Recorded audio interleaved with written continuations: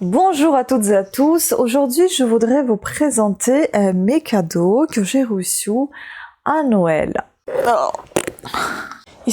Voilà, il s'étouffe. J'espère que... Oh purée, j'arrive pas à tenir, c'est trop lourd. Oh. Voilà. Donc on va voir tout ça ensemble. Ah. Hop là, on va commencer par les plus récents et peut-être moins intéressants, ou qui sait, peut-être c'est intéressant pour vous. Donc ça va être Rendez-vous avec la justice, les détectives du Yorkshire de Julia Chapman, son dernier tome à aujourd'hui, peut-être qu'il y aura la suite, on ne sait jamais.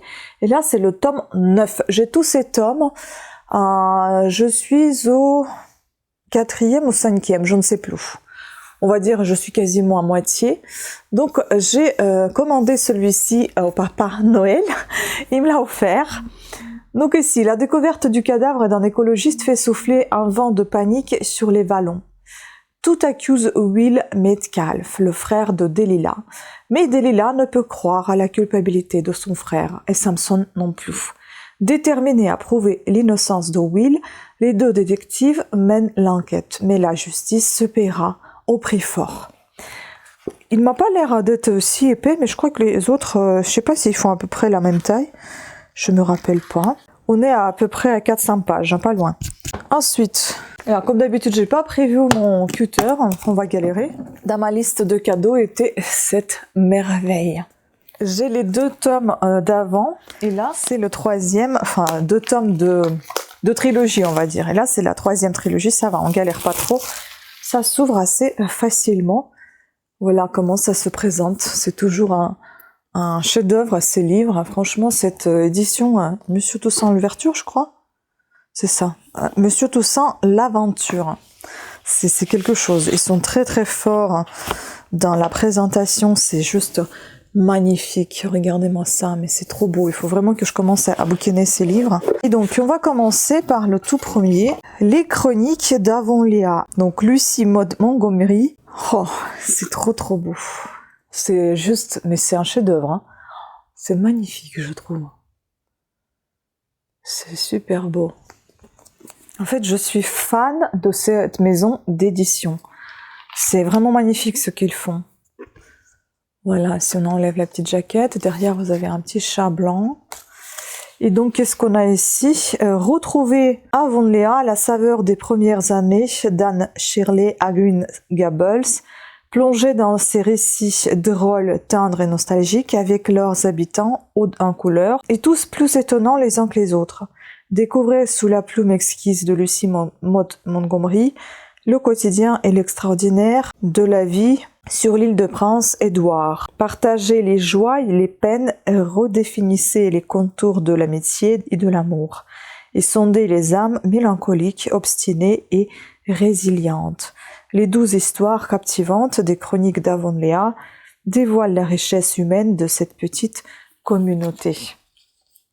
C'est sympa, c'est vraiment trop beau. Donc voilà, nous avons ici 228 pages, hein, vraiment pas beaucoup. Donc ça va se lire, je pense, assez facilement et rapidement. On n'a même pas envie de les ouvrir trop fort pour ne pas les abîmer. Ria Maria. Oh là là là là. Mais les couleurs, mon Dieu. C'est quelque chose. Celui-là, il me paraît un peu plus épais. Ah oui. 370 pages. Mais il est magnifique. Non mais regardez-moi ces couleurs, mais... Waouh.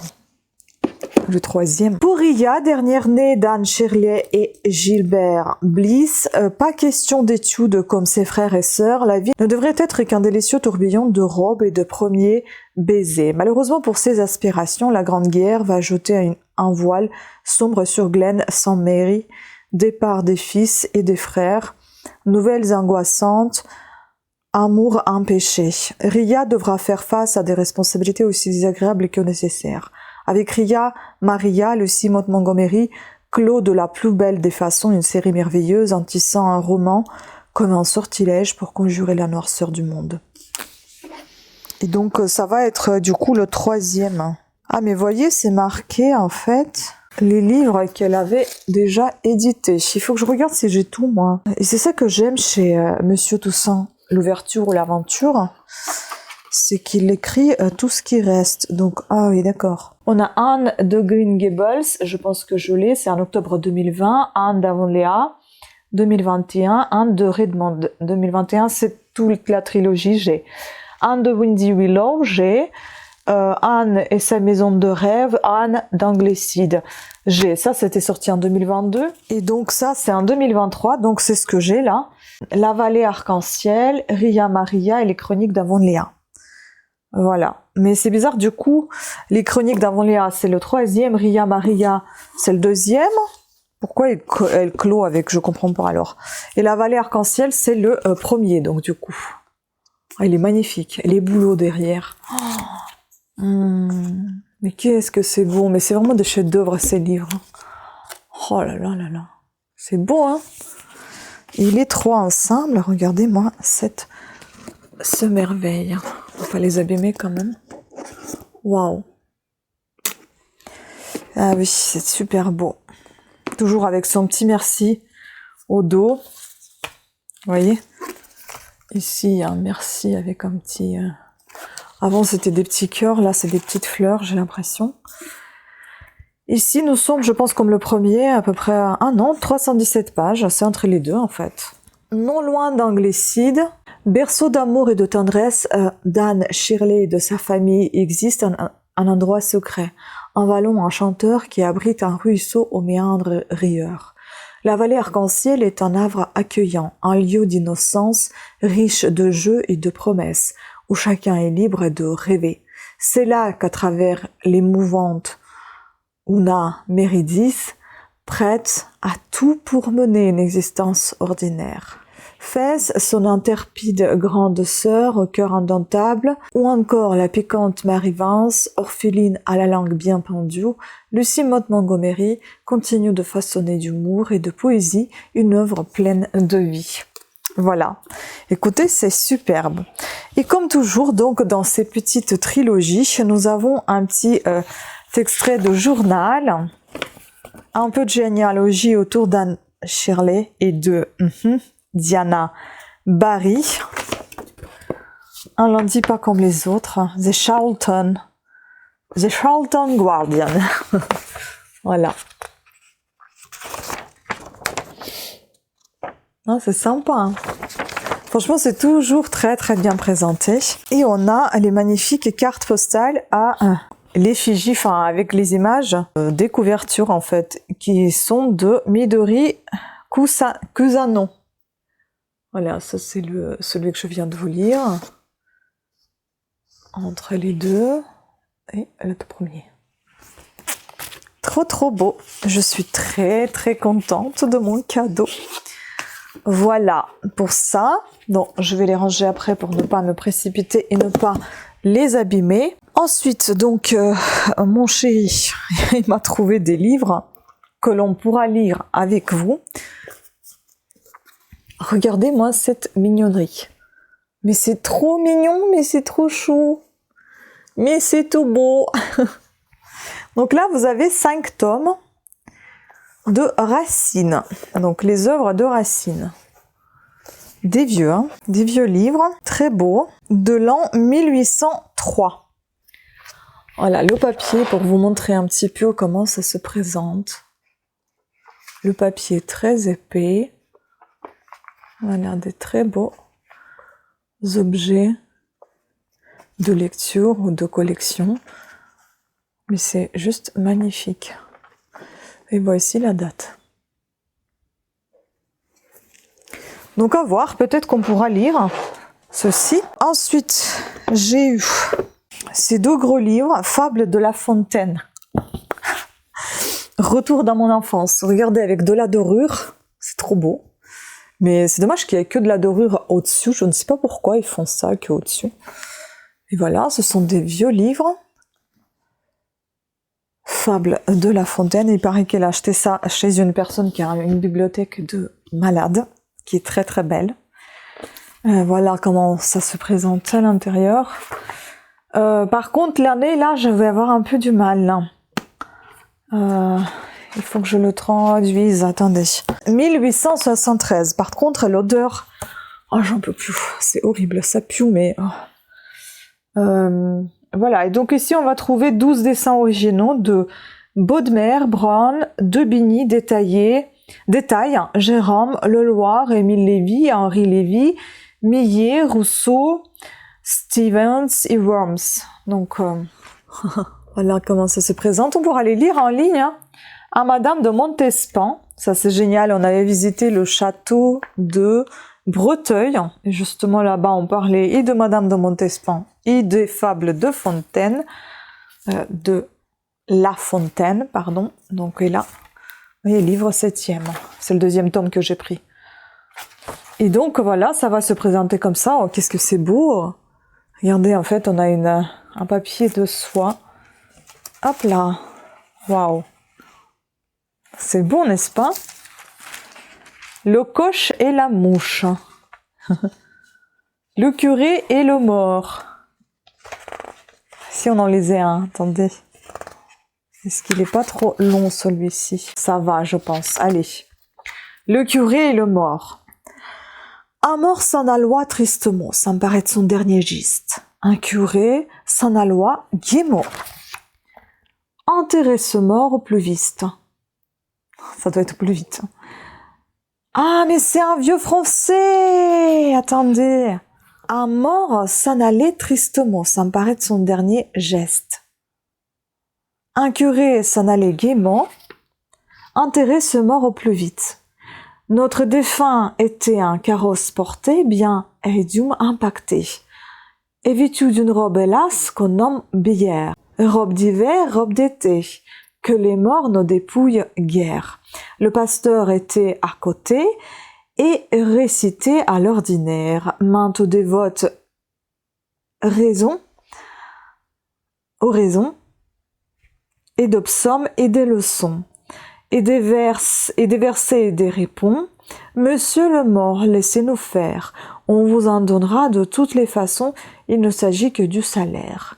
Messire Jean Chouard, couvez des yeux son mort, comme si l'on eût dû lui ravir ce trésor.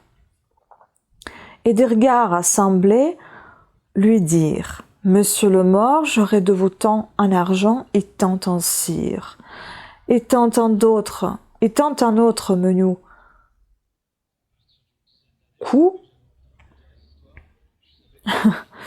et fondait là-dessous l'achat d'une feuillette, du meilleur vin des environs, certaines nièces assez proprettes, et sa chambriette paquette devait avoir des costillons. Sur cette agréable pensée, un heure survient, adieu le char. Voilà messire Jean Chouard, qui du choc de son mort à la tête cassée, le paroissien à plomb entraîne son pasteur. Notre curé suit son seigneur, tous deux s'en vont de compagnie proprement toute notre vie. Et le curé Chouard, qui sont sur son mort compté, est la fable du pot au lait. Oh la vache, ça va pas être facile, hein. Regardez-moi tout ça. Vôtre, on écrit vostre, nostre, vite, c'est viste. C'est pas le plus difficile. L'odeur, je supporte pas. On verra si on va lire, parce que déjà, les lettres de Madame de Sévigné, je galère. Peut-être d'ici là, j'apprendrai à lire en vieux français, je ne sais pas, mais en tout cas, avant de les lire, ces bouquins, il faut que je les aère, parce que l'odeur est vraiment désagréable. Je pense que c'était très mal conservé, je vais les laisser au soleil. Je sais que ça se fait pas. Mais écoutez, moi j'ai envie de les utiliser, et pour les utiliser, il faut qu'ils soient assez secs. Ensuite, il m'a offert celui-ci, donc Émile Zola, La bête humaine. Il m'a dit que j'allais aimer. Je ne sais pas, je n'ai jamais lu Émile Zola, jamais. Ça c'est pas mal pour lecture également en ligne, puisque c'est un classique. Voilà. C'est un beau livre, également avec la dorure sur une partie. Et vous voyez, on voit qu'il est bien vieux. Et il est avec les estampes. Il est estampillé comme ça, je sais pas si ça se voit. Mais là, il y a un dessin là sur le côté. Et donc c'est exemplaire sur papier de Rive numéro 595. La poussière qui vole dans les yeux. Et c'est l'année 1924. C'est le plus jeune des anciens que je viens de vous montrer. On verra. Je ne sais pas si je vais apprécier. Il m'a pas dit de quoi il s'agissait, mais bon, il l'a lu, mais je crois qu'il s'en rappelle pas trop non plus. Et donc ce livre est le 22e de la collection Les Beaux Livres, a été tiré à 1000 exemplaires destinés à la vente, soit 3 exemplaires sur Japon ancien à la forme numérotée de 1 à 3. Chacun de ces exemplaires contient une partie des originaux de Géo Dupuis et une triple suite d'artistes des gravures. 40 exemplaires sur Japon impérial de 4 à 43, 14 exemplaires sur Hollande van Gelder avec suite des bois sur Japon de 44 à 57, 943 exemplaires sur papier de Rive. Voilà, donc moi j'ai le papier de Rive puisque je numéro 543 je crois, et ici nous avons des numéros de 58 à 1000. Et 89 exemplaires hors commerce, dont 8 Japon impérial, 4 Hollande et 77 Rive. Achevé d'imprimer le 20 mars 1924 par l'imprimerie Kuluma à Argenteuil, Barthélemy, H. Barthélemy, directeur pour le compte de Mornay, libraire à Paris. Eh ben dis donc, voilà. Donc si vous voulez savoir de quoi il s'agit concernant la bête humaine de Zola, on va lire un petit résumé sur internet parce que je vous avoue que je ne connais pas. Robot, un employé au chemin de fer qui fait les allers-retours entre Le Havre et Paris, apprend de sa femme Séverine qu'elle a été abusée par le président Grande-Morin quand elle n'avait que 16 ans. Roubaud ne peut pas le supporter, il entre dans une rage folle et là-bas. Non, je crois pas que je vais aimer ça. Oh là là, bon, les abus sur les femmes, non. Après, alors attendez, qu'est-ce qui est marqué? La bête humaine est un roman d'Émile Zola, publié en 1890, 17e volume de la série Les Rougon-Macquart. Il est le résultat de la fusion d'un roman sur la justice et d'un roman sur le monde ferroviaire, ce qui n'était pas dans le dessein initial de l'auteur. Roubaud, sous-chef de gare du Havre, employé modèle, mais ayant été injustement l'objet d'une plainte d'un usager, est monté à Paris pour se justifier. Sa femme Séverine en a profité pour l'accompagner et faire quelques emplettes. Il séjourne dans le petit appartement de Mère Victoire, la nourrice de Séverine. Roubaud apprend de la bouche de Séverine que Grandmorin, président de la compagnie de chemin de fer de l'Ouest, devenu son protecteur, l'a violée durant son adolescence. Fou de jalousie, il ne peut le supporter, la frappe très violemment, puis décide de tuer Grandmorin en forçant Séverine à rédiger une lettre d'invitation. Et oui, c'est assez bizarre, on verra bien. Et donc, le dernier des cadeaux de mon amoureux, c'est celui-ci, c'est ce que j'ai demandé. J'adore déjà la présentation. C'est vrai que j'avoue, et lui et moi, on imaginait quelque chose d'un peu plus élégant. Là, c'est vraiment Brutus. Dedans, nous avons donc sachet fraîcheur, nous avons la preuve que c'est du cuir, et en plus, c'est un porte-clés, je crois, non? Ah oui, si, il y a un petit truc là attaché sur... C'est un gros carnet. Ah, c'est un porte-clés, en fait. Bah, je pense que je pourrais l'attacher au carnet. Voilà. Donc, un petit comme ça. Et donc, c'est un Monster Handmade. Donc, c'est fait à la main. En cuir. Même le papier, là, on dirait qu'il est en cuir. C'est pas ça, mais franchement, ça donne cette sensation-là. Tout est marqué in English, hein. Donc, c'est le cuir de bœuf. Et ça, je ne sais pas si c'est du tissu ou si c'est du papier. Donc, je vais vous montrer de plus près. Je vous laisserai le lien. Ça se trouve sur Amazon. C'est pas donné, mais je trouve ça beau quand même. Ah, mais attendez, je le montre à l'envers. Ouais, c'est comme ça. Hop. Regardez ça. Quand j'ai ouvert mon cadeau, personne n'a compris ce que c'était. Mais c'est quoi ça? Mais c'est usé, mais c'est en mauvais état. Non, c'est ce que je voulais. Je voulais un vieux truc comme ça. Je trouve ça beau. Enfin, je sais pas, je pensais que c'était un peu plus élégant, mais je trouve ça beau quand même.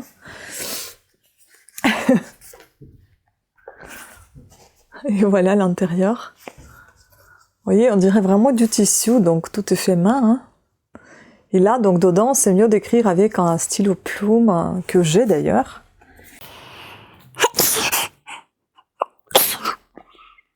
J'en peux plus de ces odeurs de vieux. Voilà, donc c'est relié avec des lacets en cuir. Mais regardez-moi cette qualité, c'est fou quand même. Hein, c'est vraiment, on dirait du tissu. Voilà. Ce sont des feuilles assez épaisses. Hein. Vous voyez l'épaisseur de la feuille? C'est super sympa, c'est original. Voilà, j'aime beaucoup. Je sais que ce n'est pas commun, mais qu'est-ce qu'on s'en fout, c'est pour moi. Voilà. Donc, voilà mes petits cadeaux.